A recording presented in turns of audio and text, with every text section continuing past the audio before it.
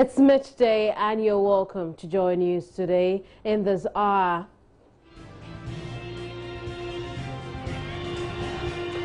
government says it has not decided on how to settle bank switch debt.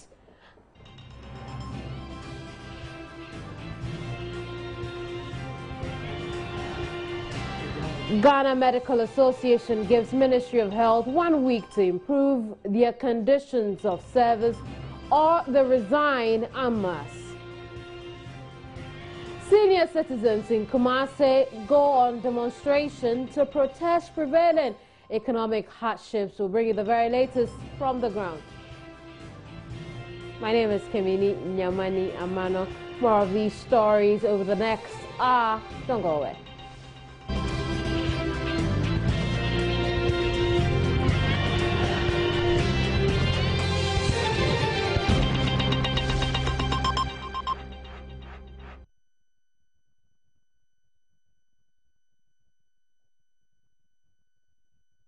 Thank you very much for staying on the program.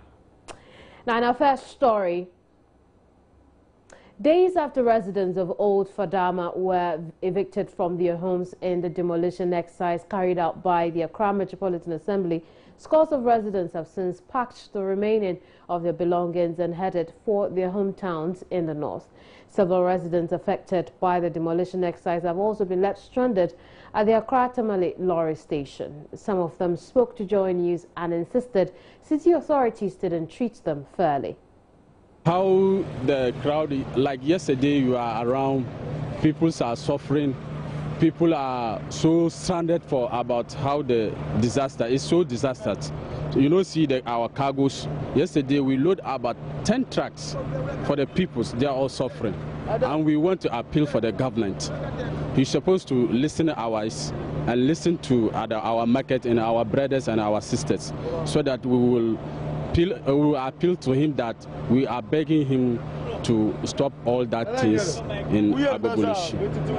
If government bring the vehicles there, we can also all pack our things and live in Accra here and go in our places there, but no problem in our hometown. But it's our hometown. So we know nobody do anything. We are all vim on our places. We can go without anything. So we appeal government, if you know that he need our support, we need the government support to come and support her so that we will take cars and go home. I know who said the program. President knows who said that program. Why the other people, the people do that said that thing? You know, Ghanaian people. You know, my professor, President don't do me anything for me. My work I can't do here, but he can't kill my money here. I will go my whole time. That people, it will kind of whole time. Thank you. Well, let's get the latest from the Northern Regional Capital as I'm joined over the telephone by our Northern Regional Correspondent Hashmi Mohammed. Hello, Hashmi. Hello, Kamini. We understand that a few of the evicted residents of Old Fadama have started arriving in Tamale. That is correct. This morning, I have been to about 3 bus terminals in Tamale. I've been to the cargo station opposite the Tamale West Hospital, and at that place, I saw scores of women who arrived from Accra this morning. Now, I tried talking to some of the station managers, and what they told me is that displaced residents of Sodom and Gomorrah started arriving in Tamale since Monday. Now, majority of these people who are arriving from Accra to Tamale are women and then children. I spoke to one of them who tells me that for them, their husbands told them to take the lead so that they will continue the struggle if they can be able to get another location and then place themselves. I also tried to find, are they happy back in Tamale? Yes, some of them said they are happy that they are back in the north because over here they will have their dignity. They are also saying that even it was very difficult living at that place, especially in the rainy season. The battle with stench and then food is also a problem for them, and they were being treated like second-class citizens of the country. Now, I also try to push further to find out how are they going to cope up with life here in Tamale, because a lot of them told me they have not been able to get their belongings, their properties that they have sold for several years whilst being in Accra. And they are saying that, yes, life is going to be difficult for them, but they are looking up to God, and they know very soon things will change. Do we know how many of these women and children have arrived in the north? Well, I cannot give a specific number, but one will not be wrong if they are in hundreds, because according to more than 15 buses have arrived so far in Tamale, and that is the 3 stations that I have visited. There are other stations, and some are also expected later on in the day. Thank you very much, Hashmin. Hashmin Mohammed joined us from Tamale. But we'll stay on the subject, and students at the Bethel ECG school at Old Fadama were not left out of the demolition. Some of them who spoke to Joy News complained about the effects of the exercise on them, especially those who were writing the BECE. Now I don't know where to sleep again. I'm roaming about. On the Saturday that they started breaking the houses. So my mother too was crying. I told my mother, because of they cancel our papers, like we'll go to North. And my mother is waiting for me to finish writing the BC and we'll go to North. We are sleeping here. The demolition exercise, in fact, infected most of our classmates. They stay at that area, but as of now, we don't know when and where it will end. So some of us are still in fear and panic. So we are afraid, we don't know whether it will reach where we are.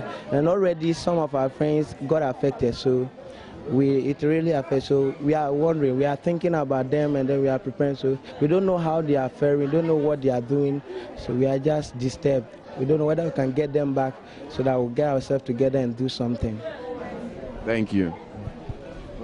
These final year junior high school students complained that many of the affected colleagues were unable to come to school as a result of the demolition exercise, with some seeking refuge in temporary shelters provided by the school's management. I think the 2 days for the exams is most unfortunate. Those 2 days will be woefully inadequate, because you realize that the children underwent some form of psychological trauma after the cancellation. You know, they are very young, and most of them couldn't even take it. We had to take some of them through counseling sessions. We had to speak to them before they even got it. So you can even realize that most of them, these are about a 36 class students. There are about 36 in the class, but as of now, we have barely 22 of them. They are more than ready, and it is a demolition exercise that has also affected them in a way. But we are just trying to pep them up, to recondition their minds, so that at least they'll be able to deliver their best. But I can tell you that with all assurance that they are well ready. As at now, we are reading and revising over our notes and hoping for the best. That's how the best we can do now. The days are not enough for the paper. We wonder how 3 papers a day, and then the next day 2 papers, to be too difficult. 1 hour in between, you don't get time to revise the other one. It is very difficult. I'll bring you fresh updates from the ground a little later from now. Right now, let's take a look at the Ghana Medical Association, which has given the Ministry of Health a 1-week ultimatum to provide its members with better service conditions. The association is threatening that if the ministry fails to meet this deadline, the members will resign en masse. The GMA says it will take to the streets also on Republic Day to protest the poor service conditions. Dr. Ernest York is the chairman of the Greater Accra branch of the GMA. We've been hearing in the media about our conditions of service. Doctors and other health professionals in the health service have never had a conditions of service document that they ascribe to, and we thought that this is the time to call for it. We did that several years ago. We were close to signing one, but at the advent of the single spine pay policy that was scuttled, we were told that certain aspects of the conditions of service document will be found in the single spine pay policy, and therefore we should hold on. We held on several years after nothing has happened. And and we thought that this is a time to do mandate. We've done that at our AGC, annual general conference last year in Cape Coast, in Takoradi to be precise, and gave an 8-month ultimatum that come June 30th, if we don't have any condition of service document, we would advise ourselves. The next day, we will make a protest. We will protest, and whatever form that will take, we will let everybody know. There were suggestions, yes, and that included, yes, resignation, yes, going on strike, yes, a vigil, wearing red armbands, and all these things will be put in the portfolio of considerations that the National Council will take. And I can tell you this process started no less than 10 years ago with some of Labour, Osengame as a consultant. We nearly came to sign the document, but they scuttled it. There is a deliberate attempt to scuttle that. But let everybody be aware that this time we are not going back on our way. The Pharmaceutical Society of Ghana has launched a fund to raise 50 million Ghana cedis to fully restock the central medical store that was razed down by fire last year, presenting medical supplies and cash to the Ghana Health Service.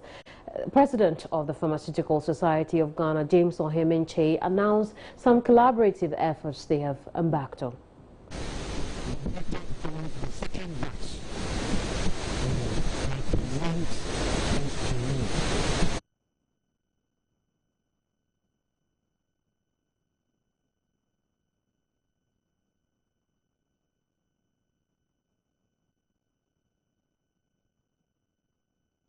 We apologize for the lack of audio.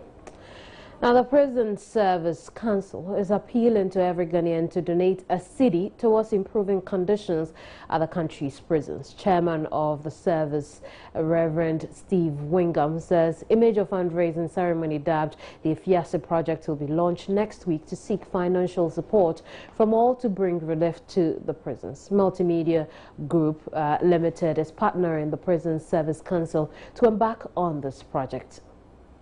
We are targeting that for a start, we need 24 million cedis. We are saying that if every Ghanaian can donate 1 Ghana cedi, we can raise 24 million cedis easily, and that can do a lot. We can expand infrastructure, we can equip our skills training centers, we can decongest, the prisons. That is what we get the Efiase. It's a laudable project, and want to appeal everybody to come on board to assist us so that we can be able to deal with the problems that we are faced with. Alongside Project Efiase, we are launching a 10-year strategic plan. I have a copy here. We want Ghanaians to know that every cedi or every dollar that you donate, there is a plan that will guide us in the expenditure, and for us, this is the panacea to all the problems, facing the Ghana Prison Service. And we are going to ensure that, we go strictly by the plan and give us the next 10 years. We are changing the face of Ghana prisons. We want to make Ghana prisons a model in Africa. Is it coming to the prisons service? Exactly. Because it's a special trust fund, not coming to the regular accounts, which will be managed by the council. And every year we are going to render accounts to the public and tell everybody how much has been used. Meanwhile, Chairman of the project's Efiase Planning Committee, Solomon Apia, says funds accrued will be properly accounted for. We have bank accounts which will be released to the public. We have Vodafone lines and other telecom lines that you can get money through mobile transfer. So at present we're using these channels, but we're open to other channels so long as we get the money in. What's important for the viewers to know is that there will be transparent management of the funds. So it's not a one-time event. If Project Efiase is not it's a lifetime event. We are asking Ghanaians to contribute month after month. So it's not a one-time one cedi? No, it's not a one-time one cedi. So asking corporations for bigger amounts. But you're asking the individuals if at least they can contribute to 1 cedi. So it's more like 1 cedi or more. But my question still is, how do we do it? Do we begin to do it today? As soon as we get the money, the plan is ready. We're ready to hit the ground. We have an implementation team in place. Most of us think public safety has to do with the police, and they're doing a swell job, a great job. But they can't do the work without prisons. Let me explain why. When somebody enters prisons, we're supposed to reform and rehabilitate. In other words, you're supposed to treat them, find out what the illness is, what got them there in the first place, then assess them. When you assess them, you can classify them. If you classify them, if you have space and infrastructure, you can put them in different segments and treat them, rehabilitate them. Okay, we don't have the infrastructure. We don't have the means to even classify and then treat them. So these guys, a high percentage, and I can't give you the figure, some go in, let's say on remand for many years, according to, like, for example, if you've seen Seth Kwame Boateng's work, they go in for many years. From here. Yes, exactly. They go in for many years, and then they go and learn from the masters who are there already, from Atai and whoever else. They listen to the Tolis at night, they admire them, they come out and try and practice it. So Ghana, which used to be safe, we didn't used to need all these barbed wires and electric wire fencing. Now we need them. And sometimes people point the finger at neighboring nations and saying they are corrupting our youth. No, they're not. Our prison system needs assistance in actually reforming people so that we don't have a revolving door of creating more criminals. So rather, we reform people and they can come back and be of service to Mother Ghana. Let's go to Kumasi, where a group of old men and women in that area have been demonstrating. I'll take you there when I return. Don't go away.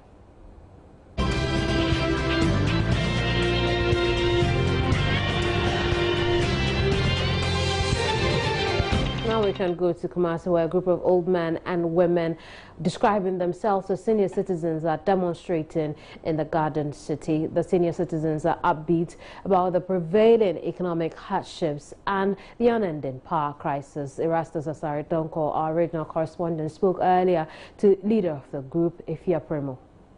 I can tell you about the demonstration. Let me say it, I'm running for Praia, trying. So we want to do the demonstration because of Dumso, and because of our children and grandchildren, when they are going to do their test, then they cancel the test. And nowadays, every day when we are saying, Dramani want to increase something, he used to do it on Sunday.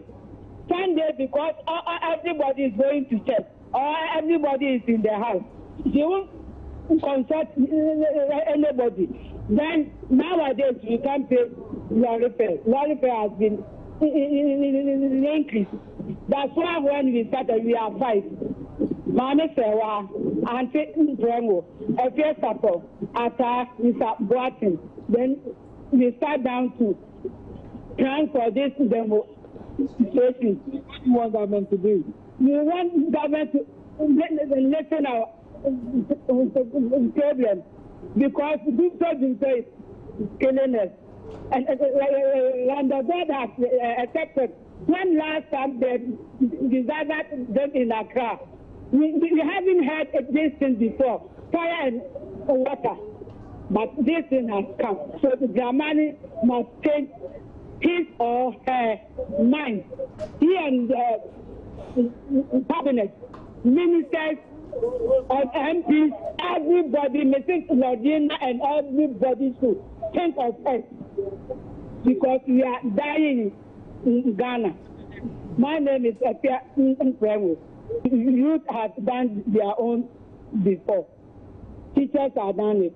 Nurses have done it. Doctors have done it. Engineers have done it. Workers have done it. Now it has reached our time. Erastus Asari Donko has joined us with some fresh updates from Kumasi. Hello, Erastus. Yeah. What's the latest on this? Well, the demonstration has climaxed here at the Abbey's Park, Ashtown, where the old ladies and old gentlemen have made speeches to the press here. And what they are saying is that they have dependents. Now they cannot work. Some of them are using fridges to sell ice water. And now they cannot, because the current energy crisis has destroyed their fridges, and so they cannot work. And then they are also saying that under the NHIS system now, it's no more working because when they get to the hospital, they are being charged and they pay for their drugs as well. They are also talking about the current cancellation of the some of the papers of the BECE, and they are saying that education has also gone down on its knees. So their grandsons and their granddaughters are also suffering, and they have become dependent on them. So they want the president to fix, as a matter of urgency, the dooms of. Erastus, we understand that these senior citizens headed for Menchia Palace petition Otumfuo. What can you tell us about that? Initially, that was the plan, they told us. But then I learned the plan changed. And so they came straight to the Abbey's Park. I had a word with the press, and they are keeping their petition.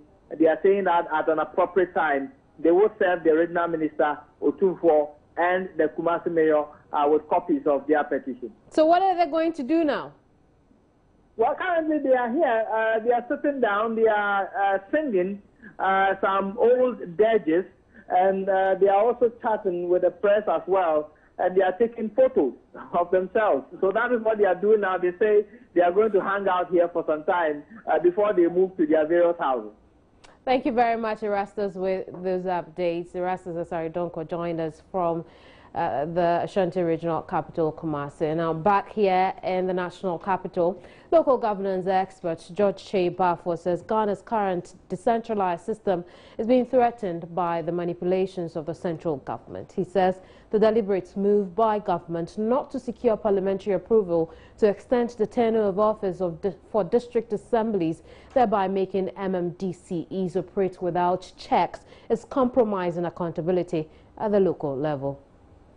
If you look at what is happening in this country relative to decentralization, it's something that is quite unique. Because you see, government was aware that the term of assemblies was coming to an end, and the ministry had all the authority and powers to have interacted with the electoral commission or prompted the electoral commission for a clear timetable to be prepared to start the process. Nothing happened. And now we allowed the assembly's tenure to elapse. Government had the mandate under the constitution, like I've stated, to have gone to parliament under a certificate of urgency to extend the term of the assemblies. Government decided not to adopt that option, but decided rather to use the unorthodox means, the illegal means, to allow MMDCs to continue to perform, you know, the administrative and executive functions of the assemblies. I think it was deliberate because, you see, when things go this way, it allows the MMDCs to act without any checks and balances. Exactly. The accountability factor in the governance arrangement at the local level is compromised. Now, once the assemblies are dissolved, the executive committees are also, by extension, dissolved. All the subcommittees which are supposed to play critical roles in ensuring accountability are all dissolved. So in effect, there's no check. Exactly. So you have, a de facto dictatorship at that level. Also describes a suspicious directive to MMDCEs to make payments to a certain company for fumigation exercise, especially when statutory payments are annually made to waste management firm Zoomlion for the same exercise.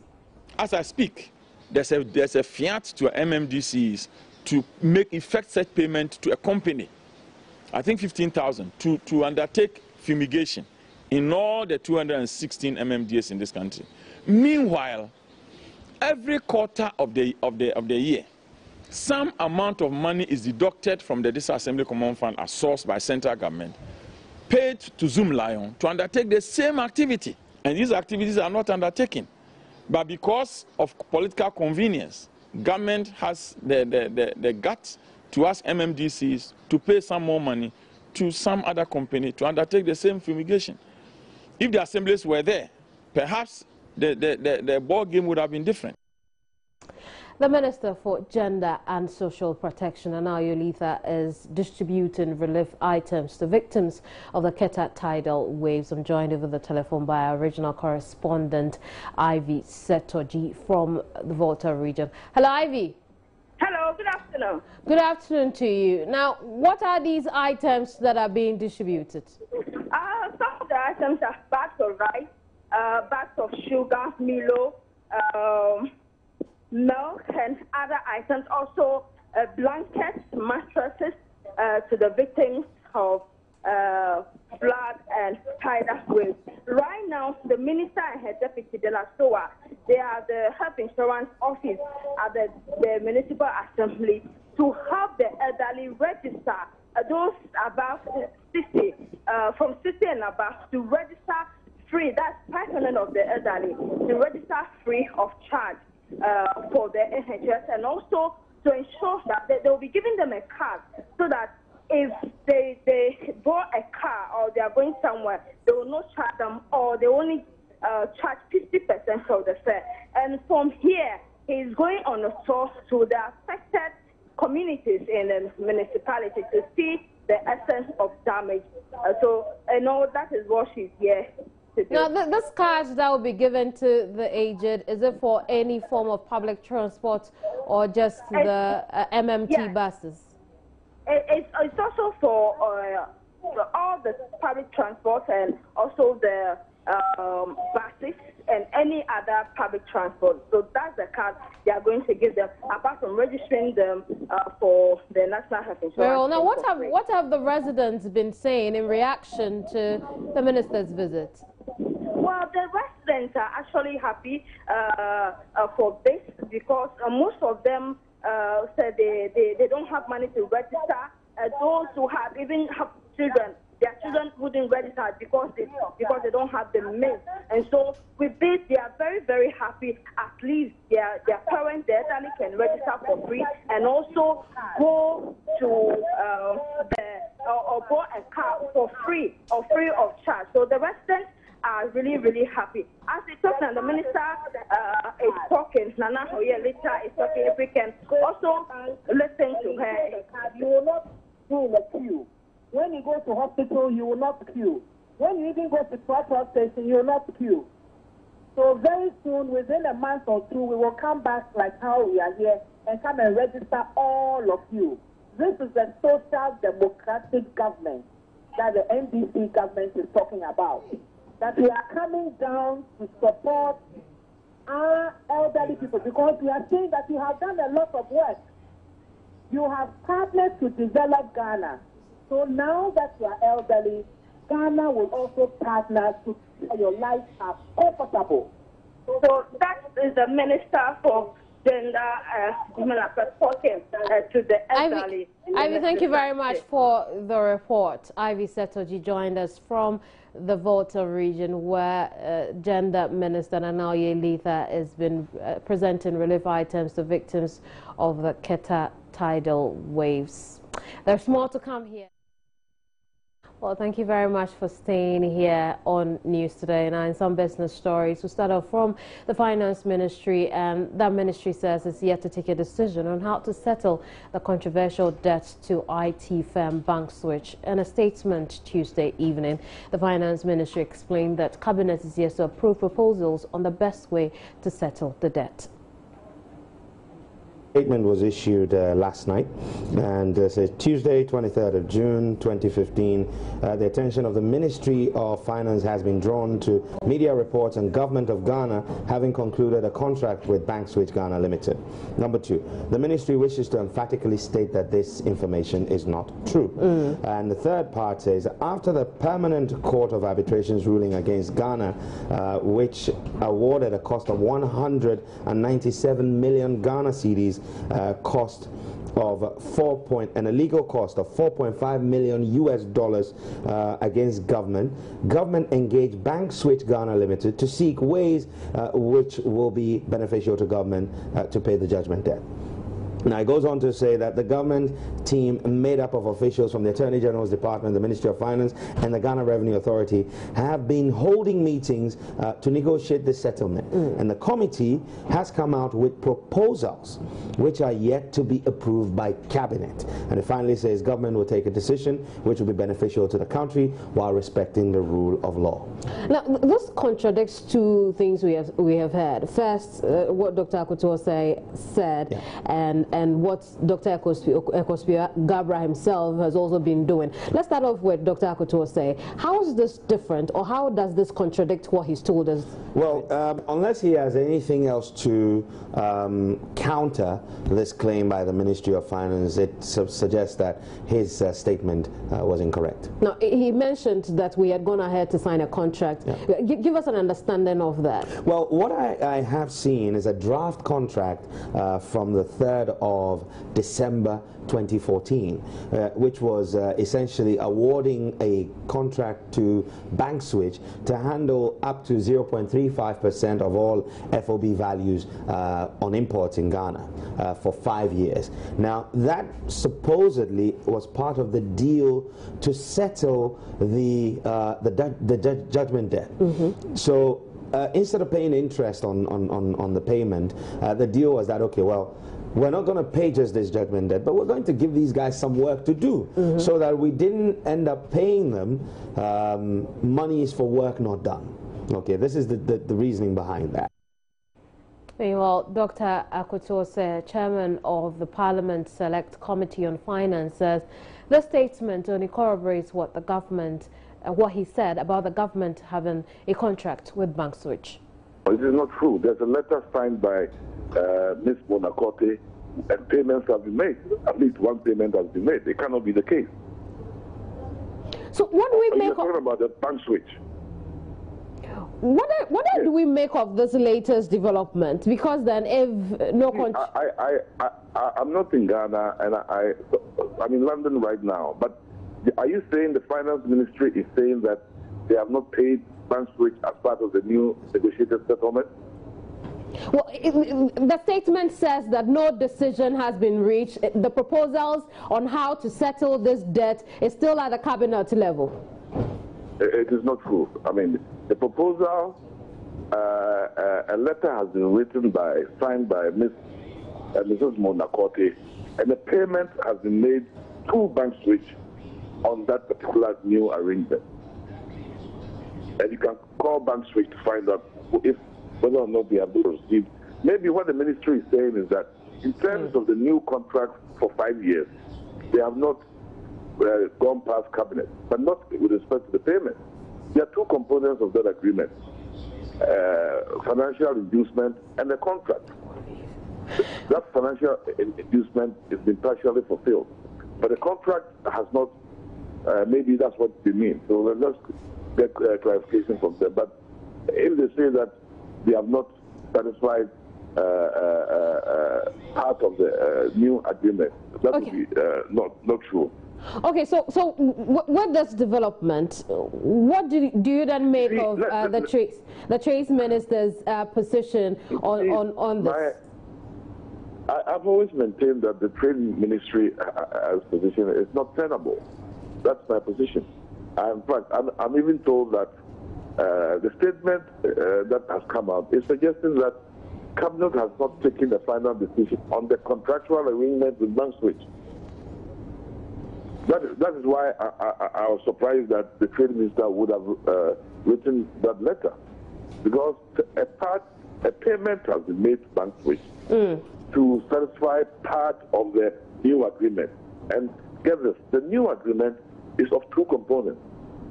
The financial part, which is about 197 something million with interest, and the new contract for BankSwitch to carry on its task.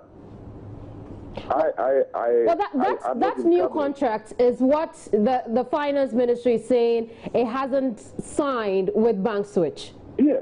Oh, that one, it will be okay. But I'm saying it is part of their negotiated agreement. So they are admitting that there is a negotiated agreement. The fact that it has not been signed does not mean that there's no agreement. So that confirms what I've been saying. So if that kind of agreement is there, negotiated, why would a trade ministry, as it were, auction an agreement that is about to be signed? That is the part that I don't understand.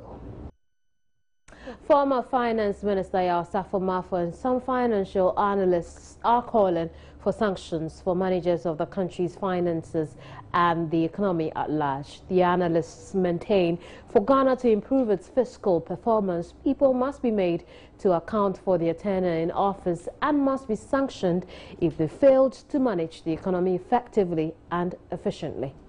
I've run the economy based on basically discretion.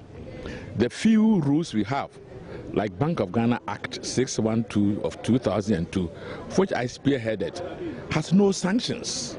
And therefore people come and violate them and nothing happens to them.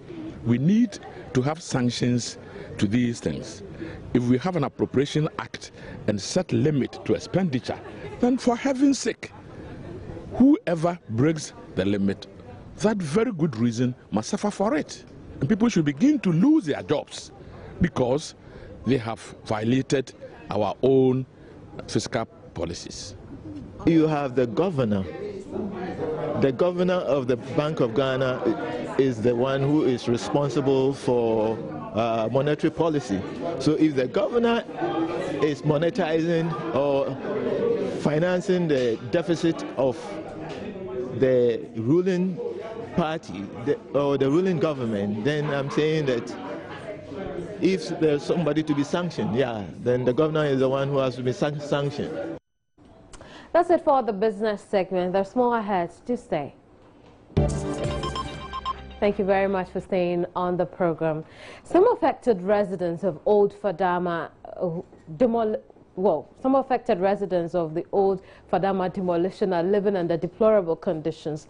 The AMA began the exercise last Saturday in a move to curb the country's perennial flooding. My colleague Kwache Afreniama joins me in the studio now with further details from there. Kwache, what did you see today when you went there? Well, Kamini, is very serious, and the first indication I got of this was of some of the affected residents who are queued. You know, it was a rather long queue, scores of women and children trying to get water from this broken pipe. And the information I've picked is that over the past couple of days, since Saturday when this demolition exercise began, the electricity and water supply has been cut. So some of them say, for example, that they've not been able to take their bath. Which makes it contrary to what the Member of Parliament and Deputy Local Government Minister has been telling us, Lante Vanderpoel, that they were working on it and water utilities will be restored to the area. So clearly the indication is that since he made this particular comment, that from what we are hearing from the residents, they've not had any supply of water in a particular regard. And another issue also has to do with some of them who have to sleep outside, and over the past 5 days since this exercise began as well, they say that they've had to sleep outside. Some of them, as we saw there, have had to sleep in abandoned vehicles, Benz buses, and so on. Some of them on the bare floor. Some have to sleep on plywood, and they have to light fire to keep them warm. Others as well have to sleep in some makeshift tents, and they have to essentially battle with mosquitoes and the weather as well. We are in the rainy season. We can hear from some of them. Very well.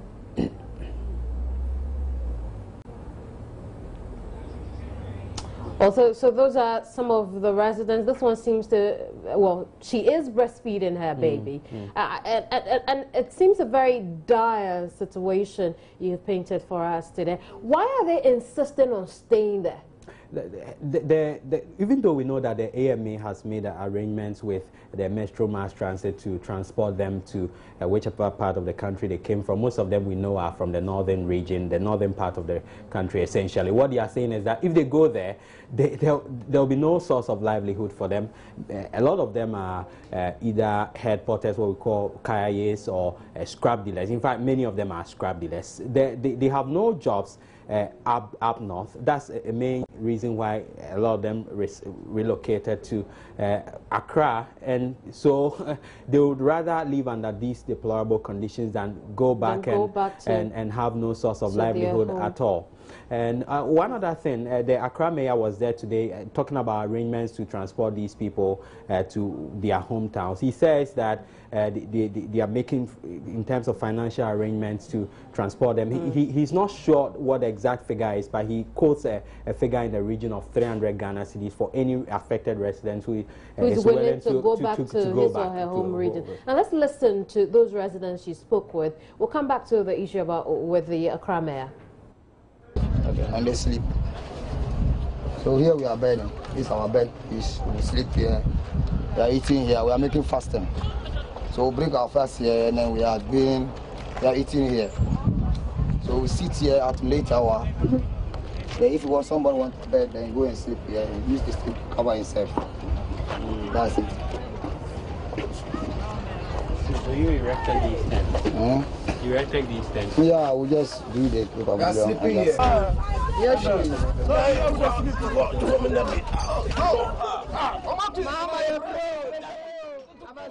So Kwache is still here with us. Kwache, what can you tell us about sanitary conditions there? The toilet facilities where the bath as well has, those facilities have all been destroyed. So what the residents tell me, the affected residents tell me, is that they wait till evening, then they go and visit the place of convenience, just in the Kole Lagoon.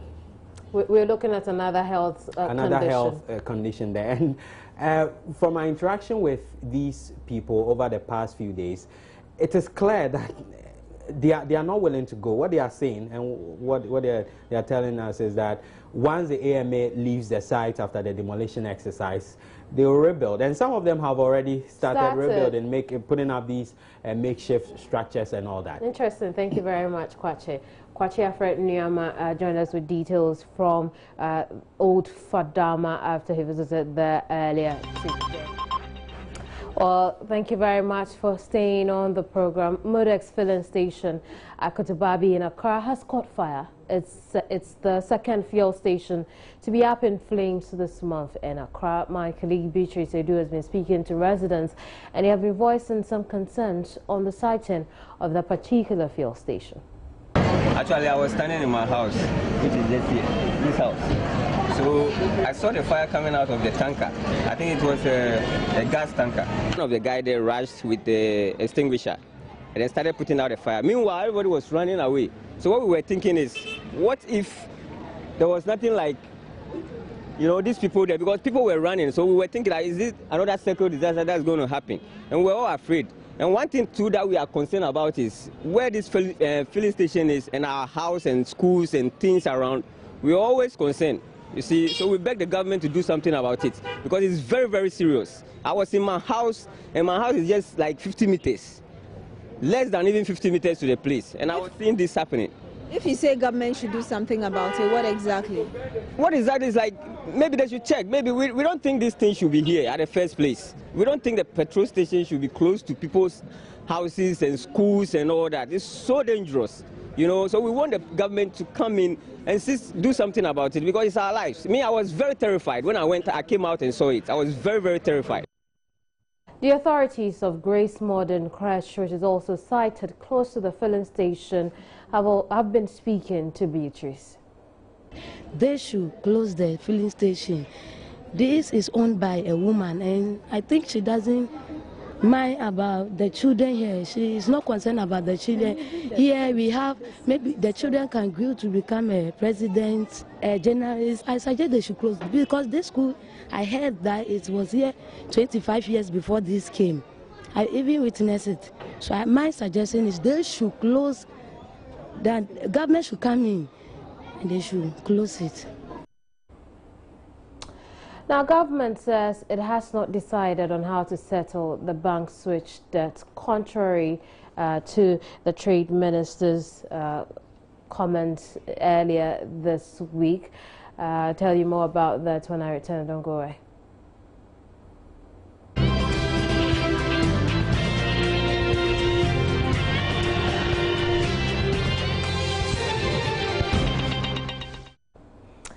Well, now that's it for the show this afternoon. Our top stories now. Government says it has not decided on how to settle bank switch debt, contrary to Trade Ministry's decision to engage destination inspection companies.